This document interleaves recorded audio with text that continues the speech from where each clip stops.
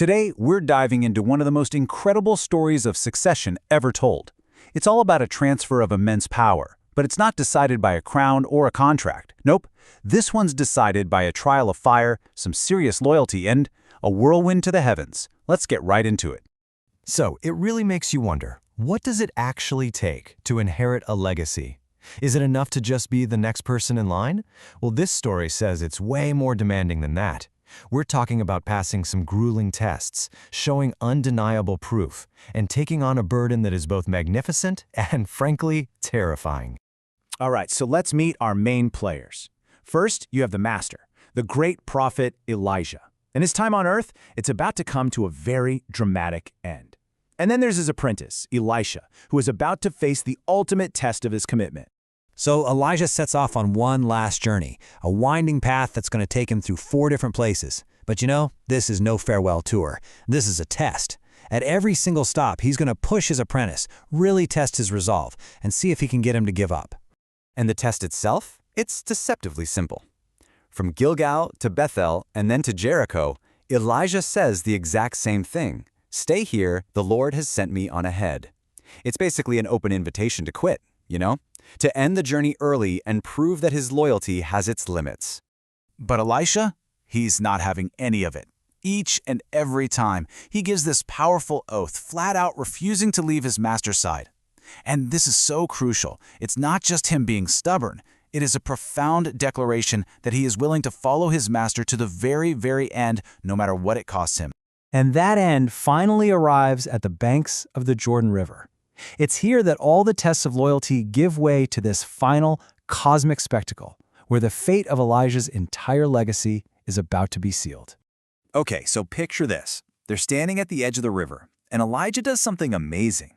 He takes off his cloak, he strikes the water with it, and the river just parts, letting them walk across on totally dry ground. This right here establishes that this cloak isn't just clothing, it's a symbol of divine power. So once they're across, Elijah asks Elisha what he wants. And Elisha's request is bold. He asks for a double portion of your spirit. Now what's so fascinating here is that in their culture, the double portion was the specific inheritance that went to the firstborn son. So Elisha isn't just asking for more power. He's asking to be officially named the true heir, the successor. It's all about legitimacy. Elijah says, "You have asked a difficult thing." And yeah, that's an understatement. He sets one final condition, and it is in a total mind-bender. The entire inheritance hinges on whether Elisha can see him go. He has to witness the unwitnessable. He has to actually see his master at the very moment he's taken away. So you can just imagine the scene, right? The condition has been set, the tension must be incredible. And yet, the big moment happens during something completely ordinary. They're just walking and talking, a master and his apprentice, having a conversation. And then, bam! Out of absolutely nowhere, the ordinary is just shattered. A chariot made of fire, pulled by horses of fire, appears and drives right between the two of them, violently separating them.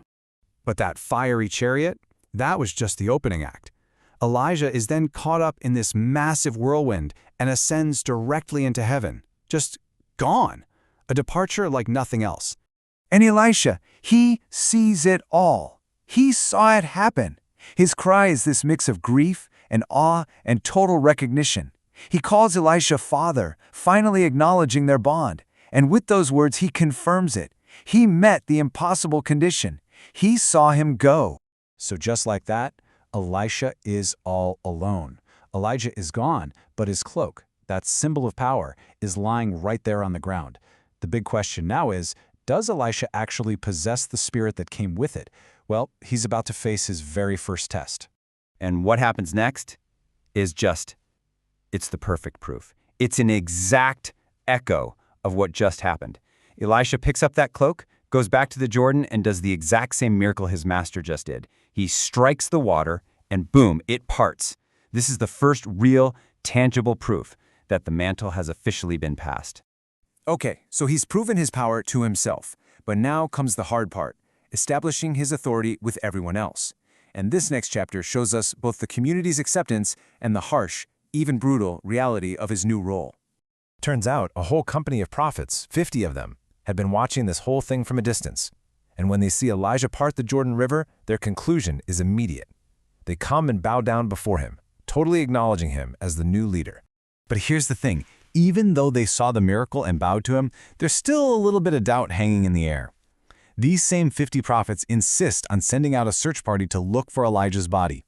They're probably thinking the whirlwind just, tossed him onto a mountain somewhere.